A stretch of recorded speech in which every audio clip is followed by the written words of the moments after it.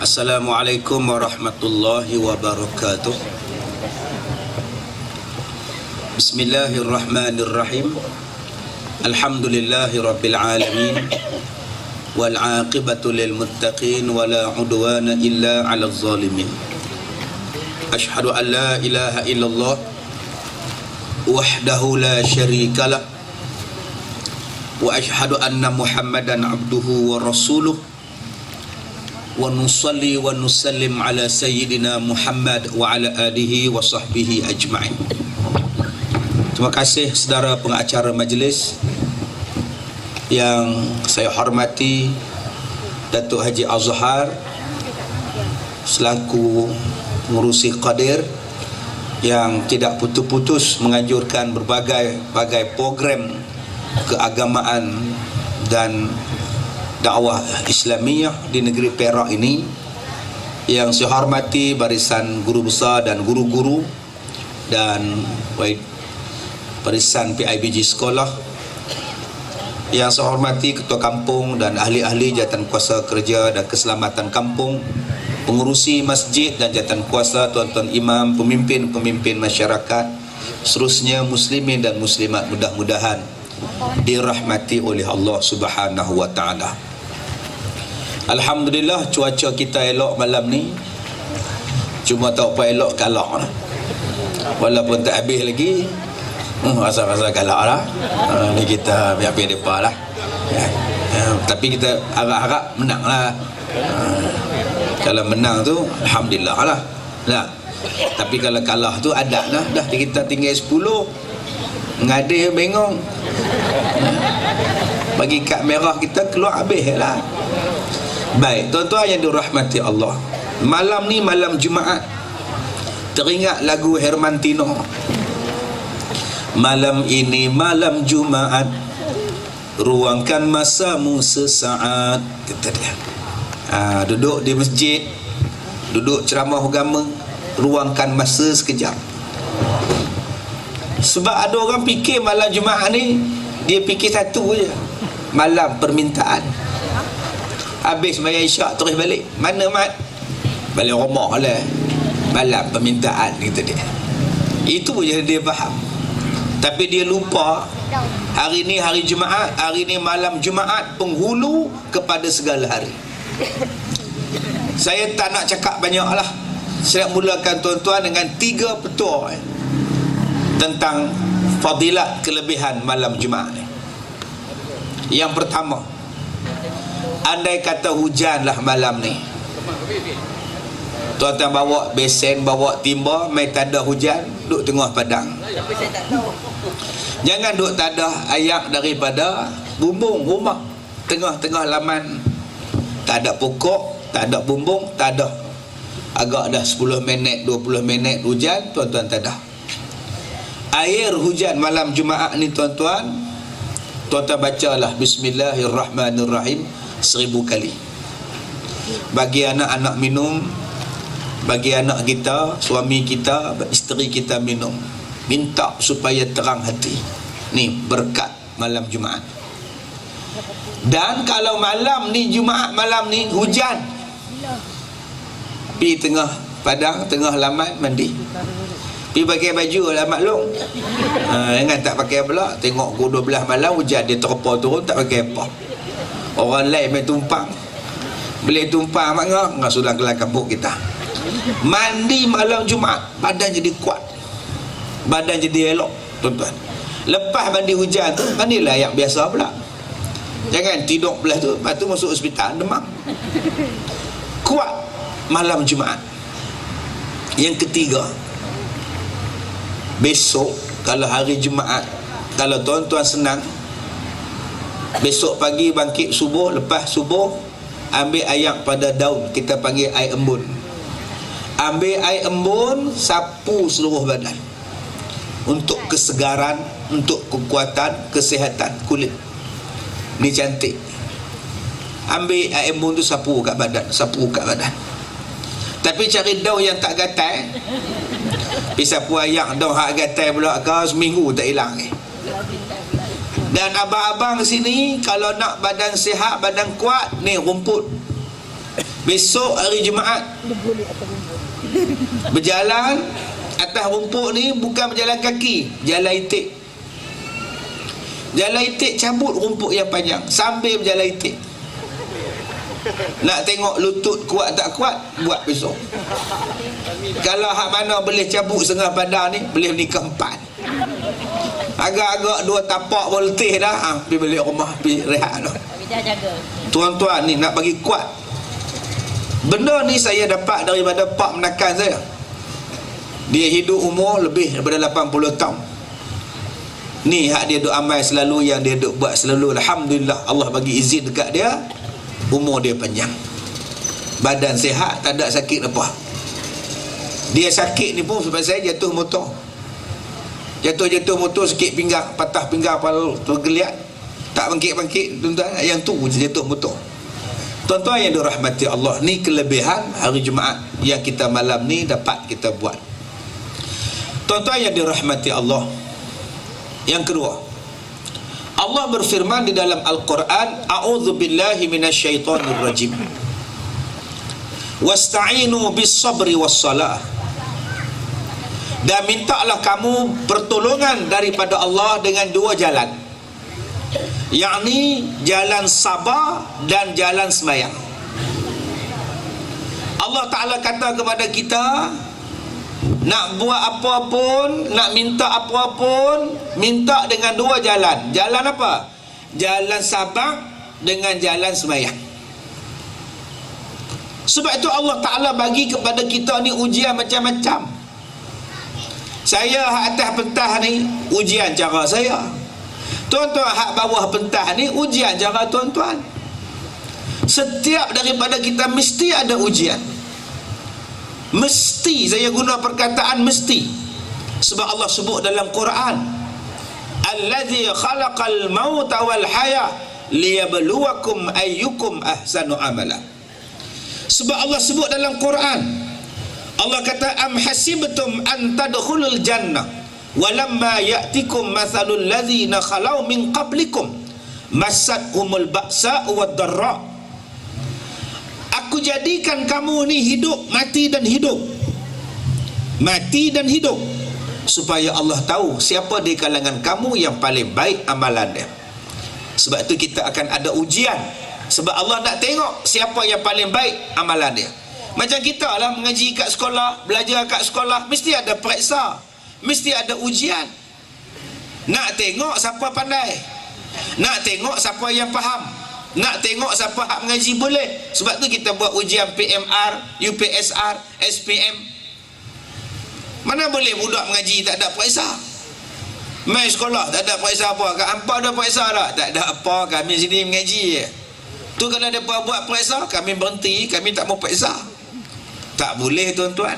Yang tak ada periksa ni mengaji macam kita, duduk tengah badan ceramah, habis ceramah balik, sambil tengah ceramah makan jagung, habis jagung 2 tongkai balik.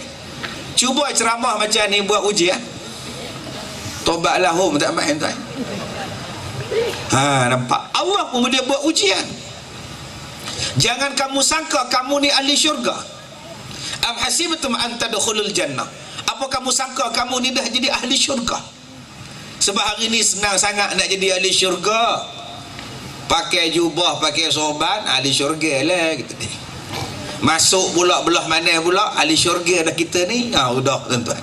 Kalau macam tu seronok oleh masuk syurga. Masuk parti masuk syurga. Tak masuk parti aku neraka, kata dia. Senang benar macam itu. Tak, Allah kata kamu akan diuji macam orang dulu-dulu. Apa ujiannya? Lapar. Apa ujiannya? Susah. Apa ujiannya? Sakit. Allah akan uji kita. Kalau kita berjaya lulus daripada ujian ini, insya-Allah syurga. Sebab itu Allah kata sabar. Mintalah bantuan Allah dengan sabar. Banyak orang yang tak sabar. Allah bagi kita sakit supaya kita sabar. Lulus daripada sakit dengan sabar, syurga. Kita baru tercucuk jarum, tengah duk jahit seluar anak nak pergi sekolah, duk jahit gol tu cocok, aduh dimakinya Jarum, bodoh Jarum, dihisapnya darah betul, aduh cukup 40 kali hisap keluar siung, udah aja bersiung nama dia maki Jarum, bodoh. Siapa bodoh? Kamu bodoh, cocok buat apa? Jangan maki, sebut innalillahi wa inna ilaihi raji'un. Ya Allah, ya siapa ya Allah. Nabi kata siapa-siapa yang tercucuk jarum, dia sabar, Allah naikkan kepada dia apa? 1 darjat, diberikan 1 pahala, dihapuskan 1 dosa.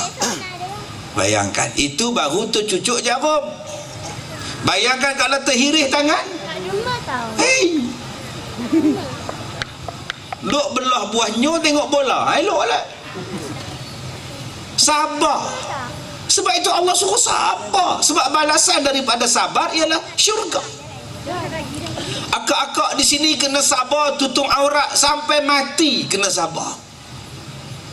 Sampai mati kena sabar tutup aurat, sabar. Balasan tutup aurat syurga. Sebab ada orang yang tak sabar. Makcik letih dia pakai bertudung, mandi pun kena kembali letih makcik. Makcik pun nak mandi juga kolam renang, nak pakai bikini. Kita kata sabar pah, sabar. Dia tak sabar, udah pakai sepeda terjun kolam renang. Sayang, sabar. Dah terjun mati lemah pula, dah meninggal dah, kata dia. Innalillahi wa inna. Di mana meninggalnya? Kolam renang. Oh, pakai sepeda. Kan susah hati nama itu. Sabarlah akak pakai tudung, sabarlah tutup aurat, Allah balas syurga. Sampai bila nak tutup aurat ni? Sampai mati. Abang-abang, pemuda-pemuda yang datang malam ni, sabarlah tutup aurat. Sampai bila nak tutup aurat? Sampai mati. Balasannya apa? Syurga. Berapa lama kita nak duduk dalam dunia yang kita nak sabar dengan tudung kita? Asal keluar rumah tudung, asal tudung keluar rumah. Berapa lama nak sabar? Tak lama. 10 tahun, 20 tahun, 30 tahun. Tak 2 bulan, sebulan matilah kita.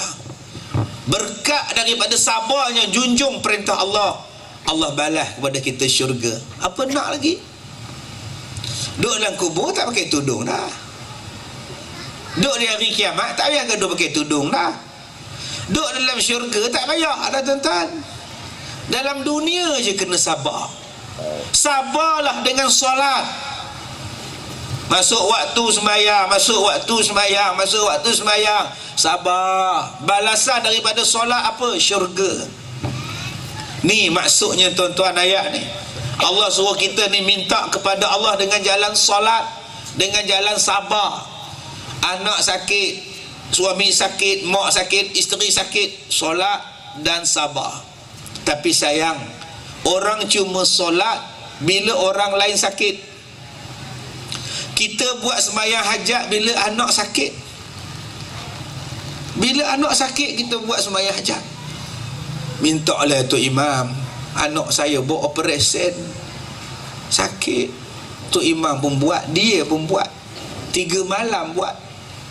Lepas operasi lega. Dah tak buat ke sembahyang hajat? Tak, apa? Udah lega. Atau bila nak buat pula, tunggu sakit pula lah. Yang inilah punca dia, tuan-tuan. Punca yang kenapa doa kita tak mustajab. Kenapa yang kita minta tak dimakbulkan Allah. Inilah punca dia. Sebab kita hanya cari Allah waktu kita sempit. Kita hanya cari Allah waktu kita susah. Kita hanya berdoa pada Allah waktu kita hidup susah. Waktu sakit baru ingat ke Allah. Tapi waktu sihat tak ingat. Kalau tuan-tuan lah ada kawan, waktu dia sakit baru dia cari tuan-tuan. Waktu dia senang, dia kaya, dia apa pun tak ngajak tuan-tuan. Bila dia susah, dia datang cari tuan-tuan. Tuan-tuan nak kata apa ke dia? Masa susah dulu tiap-tiap hari datang minta beras. bawa gantang cupak lagi. Wahai Kasim Baba, main nak pinjam beras, marah Kasim Baba. Tiap-tiap hari minta Kasim Baba bagi, Kasim Baba bagi. Bila dah senang, dia tak datang dah rumah Kasim Baba. Terus lupa. Tunggu susah pula baru dia main balik. Kasim Baba kata apa? Waktu susah hang cari aku, waktu senang hang lupa aku. Kawan jenis apa hang ni? Takkan kita nak jadi kita dengan Allah macam itu? Waktu lupa, senang lupa Tuhan, kaya lupa Tuhan, sihat lupa Tuhan, waktu sakit Allah. Apa lagi nak buat? Kerana itu saya minta pada tuan-tuan faham ayat ni betul-betul. Kalau kita nak masuk syurga, kena sabar banyak.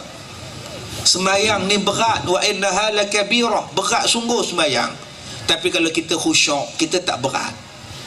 Kenapa anak kita tak khusyuk semayang? Kenapa anak kita berat semayang?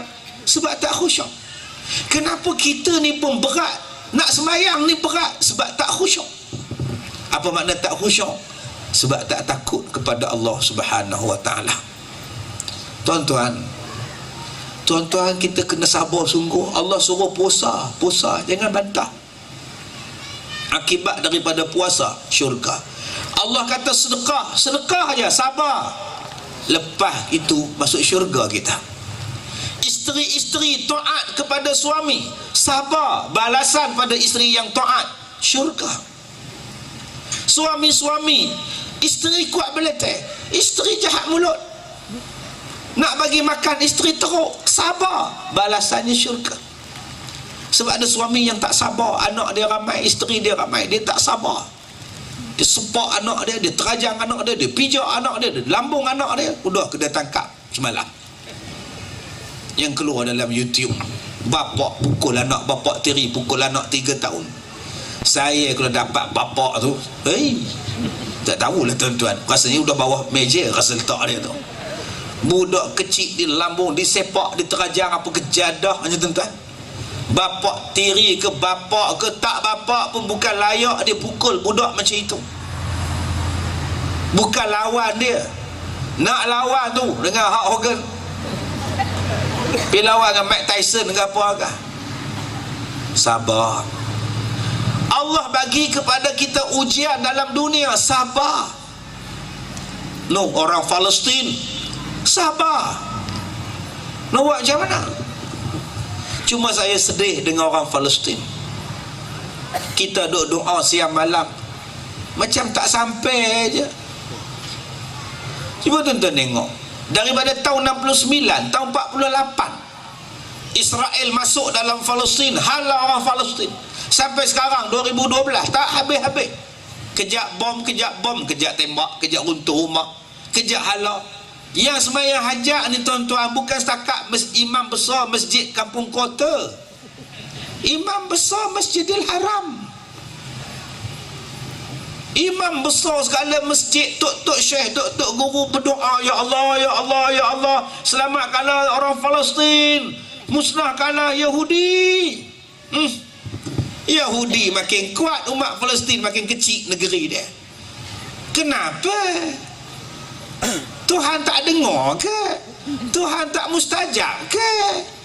Pernah opah tanya? Opah dah baca Yasin di masjid, minta lah Tuhan tolong orang Palestin. Tak ada nolong juga. Kenapa? Yang pertama, kita kena faham, kita bukan boleh arah Allah, kita mohon pada Allah. Kalau kita doa, ya Allah, ya Tuhanku, bagilah aku anak. Besok-besok tak bagi, tahun depan tak dapat anak, tahun depan tak dapat anak. Bila nak baginya? Tuhan tu Tuhan, dia bukannya hamba kita, cepat bagi anak, cepat bagi kaya. Mana boleh macam itu? Tu hati busuk, orang yang jiwa kotor. Orang yang jiwanya baik, dia pandang baik pada Allah, adalah hikmahnya. Saya jawab tentang masalah Palestin. Macam mana kita nak dimustajabkan doa? Orang Palestin pun bergaduh sama-sama demo. Di Palestin Hamas pun ada, Fatah pun ada, Syiah pun ada, ahli Sunni pun ada, sama-sama demo pecah 3-4. Bila doa nak sampai, kamu pecah 4. Cuba tuan-tuan bayangkan, kita ada rumah, pencuri masuk dalam rumah, laki bini bergaduh macam. Yang pencuri duduk dalam rumah, tapi suami isteri duduk bergaduh. Hang menyebab saya tak kunci pintu. Hang lah bang, tu orang pula. Yang pencuri duduk dalam rumah, duduk buka peti air, buka peti besi, buat lari kipas angin. Yang kita duduk cakap muka laki kita. Orang dah kata ada kunci, laki kata hang lah aku tengok bola aku kan tahu. Yang hak suami isteri duduk bergaduh, perompak masuk dalam rumah, agak-agak dia buat apa? Hampa gaduh, oh, aku nak curi. Sebab tu yang berlaku di Palestin. Yahudi masuk, orang Palestin gaduh. Gaduh dalam apa? Kami nak ambil apa punya?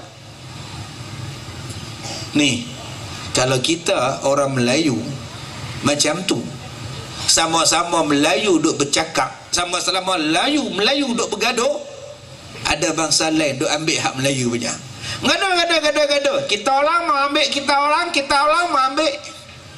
Yang kita kamu lah, aku lah. Habis kena. Itulah yang berlaku di Palestin, dan tak mustahil berlaku tempat kita. Tak habis-habis cakap orang Melayu ni. Kamu lah, aku lah, gaduh.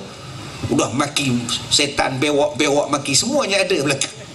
Siap doa lagi tengah padang, ya Allah hancurkanlah dema, ya Allah. Yang diminta hancur tu orang Islam, dia pun orang Islam, dema pun orang Islam, yang minta hancur pun orang Islam. Orang kafir kata apa? Lega dema tak doa kat kita. Orang Islam kena doa buruk, yang mendoa buruk pun orang Islam.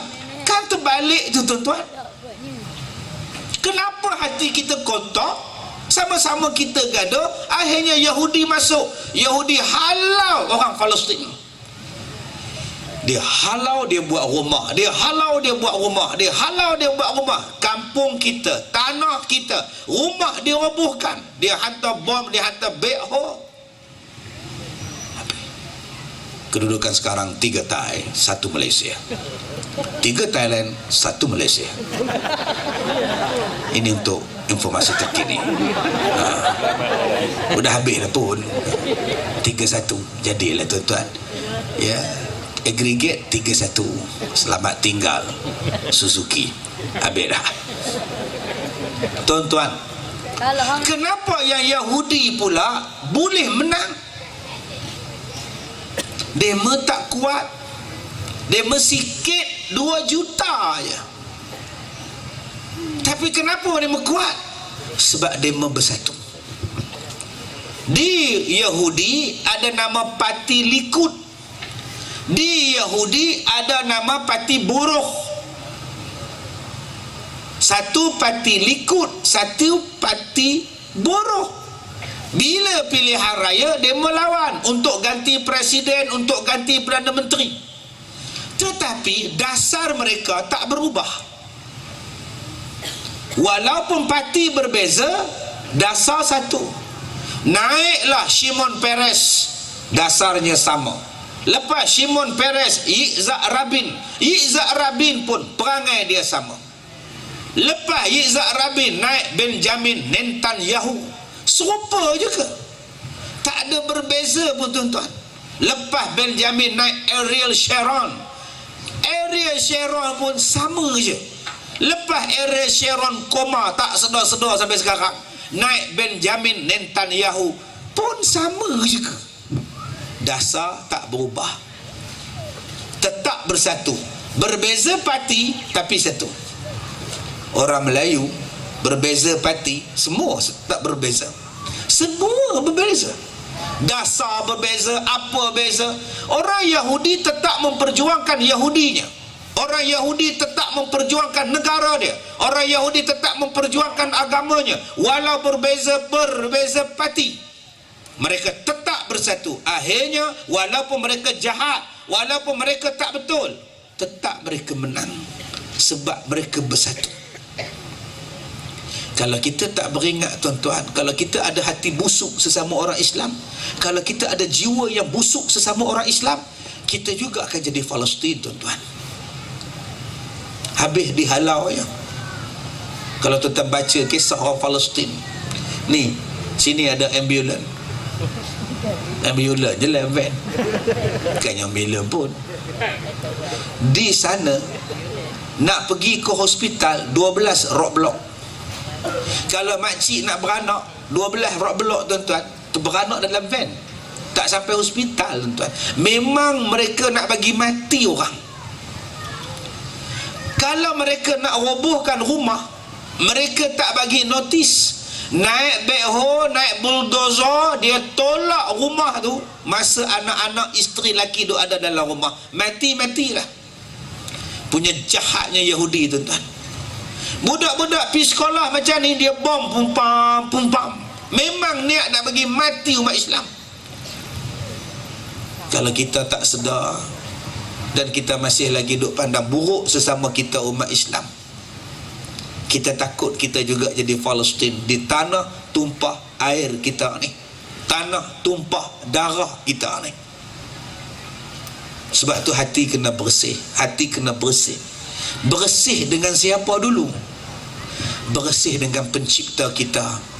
Bersihlah hati kita dengan Allah. Banyak orang yang tak bahagia dalam dunia, banyak orang yang tak tenang dalam dunia. Kenapa dia tak tenang dalam dunia? Sebab dia tak bersih hati dengan Allah. Dia tak reda dengan Allah.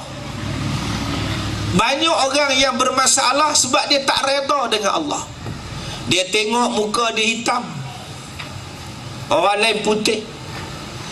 Aku tak kira, aku nak bagi putih muka aku.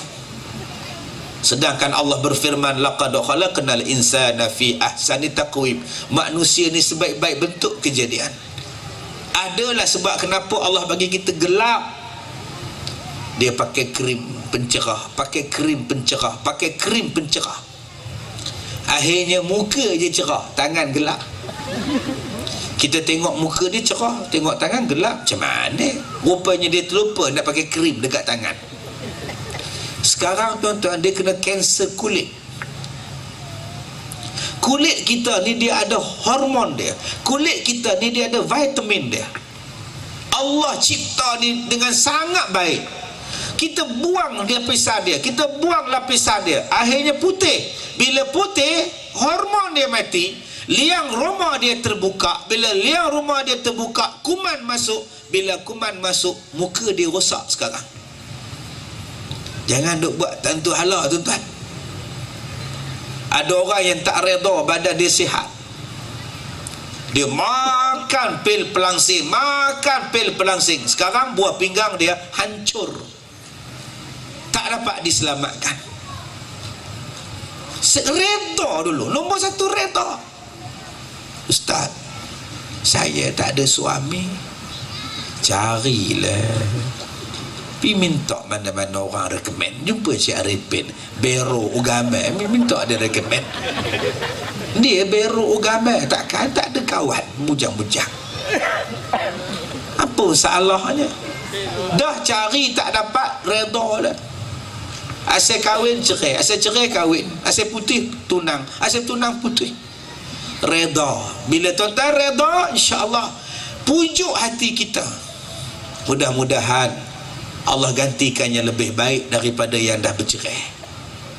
Berapa banyak orang yang bercerai, Allah bagi suami dia yang nombor 2 ni lebih baik daripada yang nombor 1. Cukup hebat.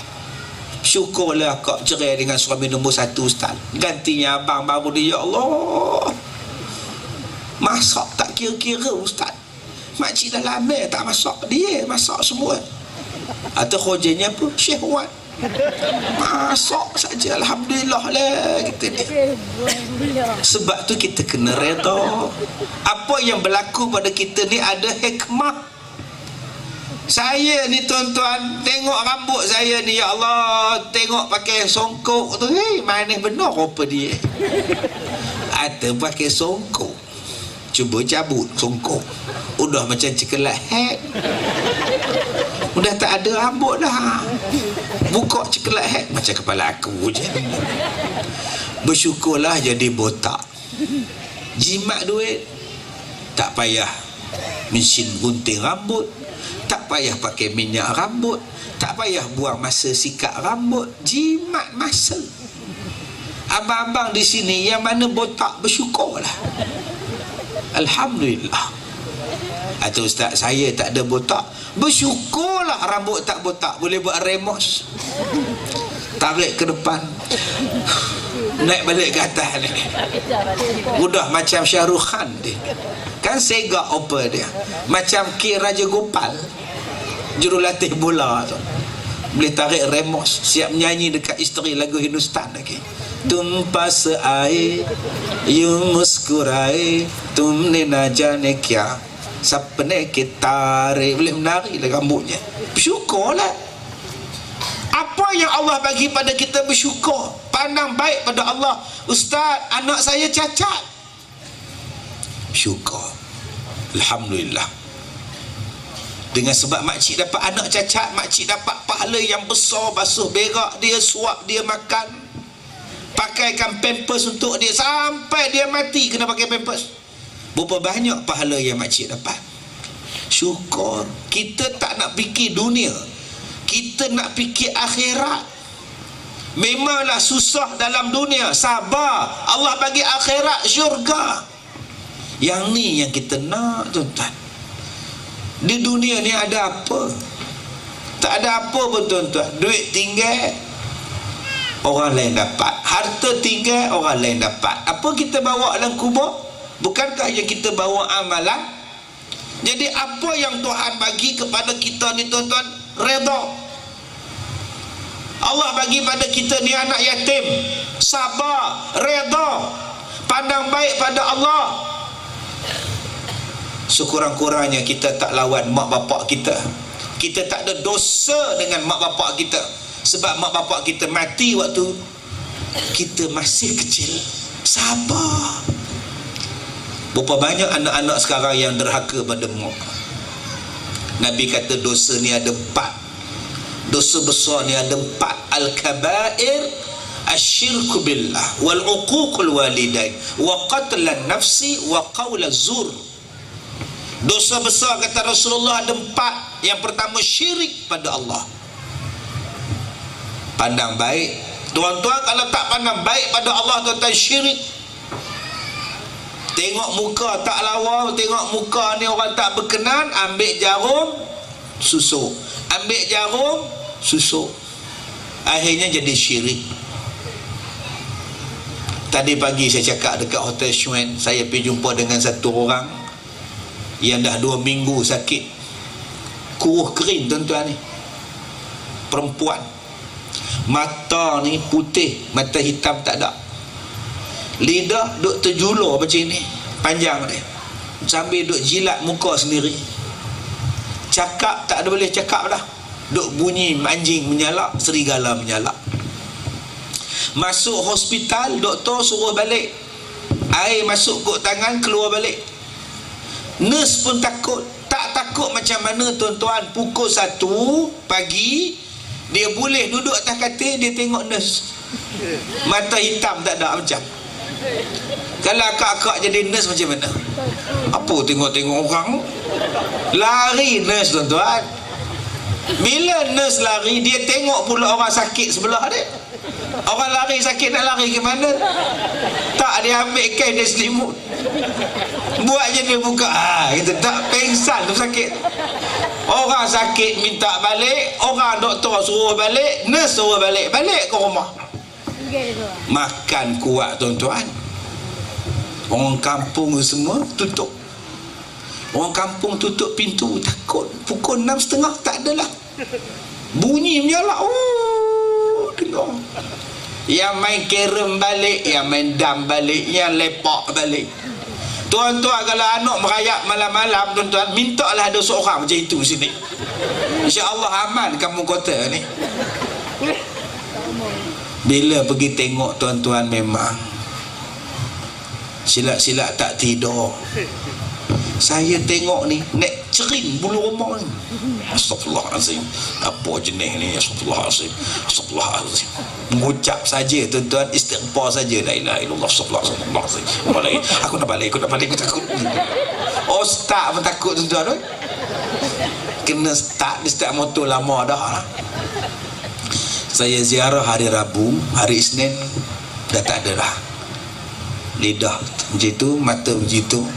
Masa mandi mayatnya dah keluar ulat, kok mulut keluar, kaki ni dah bulat. Sial.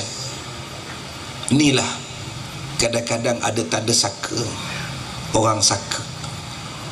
Sebab tu kadang-kadang jadi macam ni. Pasal apa? Pasal tak redha dengan Tuhan. Dia rasa dia tak lawa, dia pakai alat pemujaan.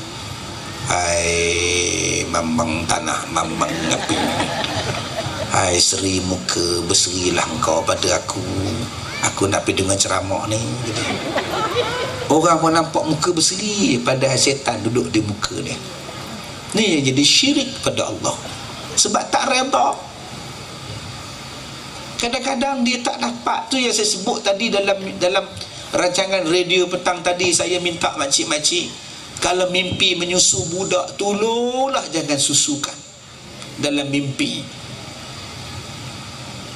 Duk timang budak, elek terus nyusukan, susu. Itu tandanya dapat saka. Minta jangan susukan, lempar budak tu. Melainkan kalau tak tidur, datang anak, nak sentuh, jangan lempar pula saka, kata dia. Udah menang budak tu, apa yang salah aku? Ini yang saya cover ni, yang dalam mimpi, faham? Kita tengah-tengah malam ni, ya Allah, itulah kata mak sayang ke anak. Pukul 1 anak melangir, mak nak susu. Bangun mak ni tuan-tuan, hebat. Mata pejam ke dapur, belanga tiam baru jaga. Dah buat susu ke anak, bapak pula moh nak susu, moh pak pula. Inilah hebatnya orang perempuan. Kadang-kadang dia jadi syirik pasal dia duk amal tangkal, mentera, jampi. Dia tak buang, dia nak bagi bodoh suami dia, dia nak bagi orang teringat ke dia calik. Saya pernah jumpa dengan satu perempuan yang ambil kuku, dia potong kuku dia, campur dengan darah haid, bagi suami dia minum. Memang suami dia jadi bodoh tu. Ikut cakap dia. Yang ni saya jumpa hari Ahad lepas di Shah Alam. Dia mengaku saya ceramah di Taman Melawati, di Gombak, di Hulu Kelang. Lepas tu besoknya saya ada ceramah dekat Kelang. Saya duduk dekat Shah Alam hotel. Dia ikut saya sampai ke hotel, minta tolong saya selesaikan. Suami dia dah mati, dia tak sempat minta maaf. Dia kata itulah yang dia bagi kopi dekat suami dia, haid bercampur kuku. Astagfirullahalazim. Dahsyat gila makcik ni. Kadang-kadang bila mati jadi macam ini. Takut tuan-tuan. Sebab tu kita minta tobat pada Allah. Yang mana abang-abang yang pakai minyak senyonyong, ngorak isteri, buang dah minyak tu. Pakai pelaris perniagaan, guna jampi-jampi, buang. Takut jadi macam yang saya sebut tadi. Ustaz, macam mana kita nak tahu kita ni ada saka? Senang aja. Orang-orang yang ada tanda saka senang je nak tahu. Bila dia mari mengalis majlis ilmu macam ni, dia mengantuk dan dia nak tidur. Itulah tanda-tanda ada saka. Dia yang mana tidur mengantuk, cuba celek-celek bangun sikit, kan jegih mata, tinggal mata putih je. Awak tak tahu, kabur je. Bangun, jangan tidur. Nanti orang lain balik, tinggal kita seorang tengah padang. Suami balik, isteri balik, semua tinggal dia seorang di atas kursi. Sudah 2-3 pagi, mau takut. Udah. Baik, yang pertama syirik, dosa besar. Yang kedua, dua lawan mak bapak. Yang ketiganya ialah bunuh orang, menumpahkan darah orang. Dan yang keempatnya ialah bercakap bohong. Rasulullah kata dekat-dekat yang kiamat, orang yang benar dikata pembohong,